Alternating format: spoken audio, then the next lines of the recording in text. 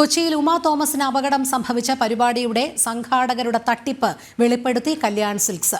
12,500 സാരികൾ സംഘാടകർക്ക് നൽകിയത് ഒന്നിന് 390 രൂപ വച്ച്. എന്നാൽ സംഘാടകർ ഈടാക്കിയത് 1,600 രൂപയെന്നും വിശദീകരണം. തങ്ങളുടെ ഉൽപ്പന്നങ്ങൾ ചൂഷണങ്ങൾക്കായി ഉപയോഗിക്കുന്നതിൽ കടുത്ത അതൃപ്തിയുണ്ടെന്ന് കല്യാൺ സിൽക്സ് മാനേജ്മെന്റ് വാർത്താക്കുറിപ്പിൽ അറിയിച്ചു. വിവരങ്ങളുമായി ആനന്ദ് പുത്തൂർ ചേരുന്നു. ആനന്ദ്, കൂടുതൽ വിശദാംശങ്ങൾ. കൊച്ചിയിലെ ഈ പരിപാടിയുമായി ബന്ധപ്പെട്ടുകൊണ്ട് ഈ മൃദംഗ വിഷൻ എന്ന സംഘടനയ്ക്കെതിരെയാണ് ഇപ്പോൾ കല്യാൺ സിൽക്സ് വിശദീകരണമായി എത്തിയിരിക്കുന്നത്.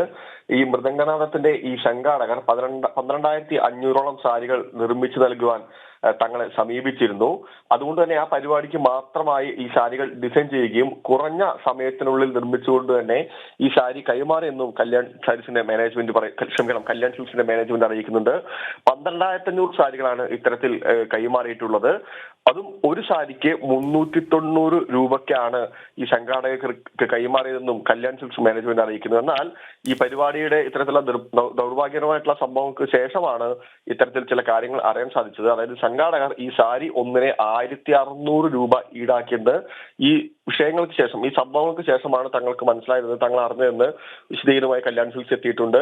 തങ്ങളുടെ ഉൽപ്പന്നങ്ങൾ ഇത്തരത്തിലുള്ള ചൂഷണങ്ങൾക്കായി ഉപയോഗിക്കുന്നതിൽ കടുത്ത അതൃപ്തിയുണ്ടെന്നും കല്യാൺ സിൽക്സ് മാനേജ്മെന്റ് പത്രക്കുറിപ്പിലൂടെ വ്യക്തമാക്കുന്നുണ്ട്.